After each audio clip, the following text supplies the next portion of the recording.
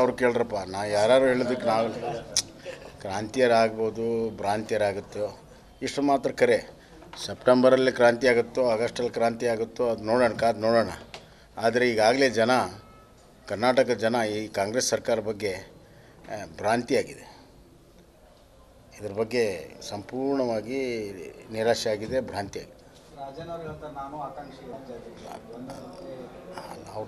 ಅವರು ಆಂತರಿಕವಾದ ವಿಚಾರ, ನಾವು ಅದ್ರ ಬಗ್ಗೆ ಏನು ಸಂಪೂರ್ಣ ಎಲ್ಲಿದೆ ಅಭಿವೃದ್ಧಿ?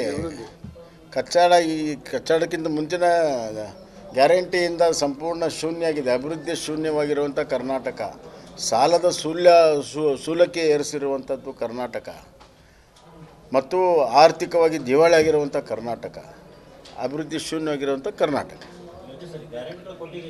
ಅಲ್ರಿ, ಇವರು ನನಗೆ ಅರ್ಥ ಆಗ್ತಾ ಇಲ್ಲ. ಸುಮಾರು 50ರಿಂದ 60 ಸಾವಿರ ಕೋಟಿ ರೂಪಾಯಿ ಹೆಚ್ಚುವರಿ ತೆರಿಗೆ ಹಾಕಿ ವಸೂಲಿ ಮಾಡ್ತಾಯಿದ್ದಾರೆ.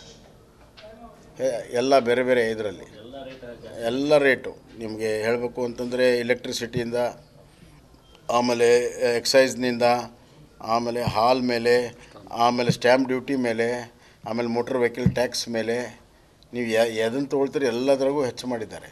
ಹೆಚ್ಚು ಮಾಡಿನೇ ಕೂಡ ಇನ್ನೂ ನಿಮಗೆ ದುಡ್ಡು ಸಾಲ್ತಲ್ಲ ಇಲ್ಲ ಅಂದರೆ ಎಲ್ಲಿ ಹೋಗ್ತಾಯಿದೆ? ಎಲ್ಲಿ ಖರ್ಚಾಗ್ತಾಯಿದೆ?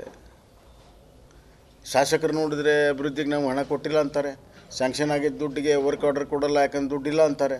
ಅವ್ರು ಒಂದು ಕಡೆ ಹೇಳ್ತಾರೆ, ಇನ್ನೊಂದು ಕಡೆ ಟ್ಯಾಕ್ಸ್ಗಳು ಹೆಚ್ಚು ಮಾಡಿದ್ದೀರಿ, ಸಾಲನೂ ಹೆಚ್ಚು ಮಾಡಿದ್ದೀರಿ. 1,17,000 ಕೋಟಿ ರೂಪಾಯಿ ಸಾಲ ಮಾಡಿದ್ದೀರಿ. ದಾಖಲೆ ಸಾಲಗಳು ತೊಗೊಳ್ಳುವಂಥ ಒಂದು ದಾಖಲೆ ಮಾಡಿದ್ದೀರಿ. ಸಾಲನೂ ಮಾಡ್ತೀರಿ, ಟ್ಯಾಕ್ಸು ಹೆಚ್ಚು ಮಾಡ್ತೀರಿ, ಎಲ್ಲಿ ಹೋಗುತ್ತೆ ದುಡ್ಡು?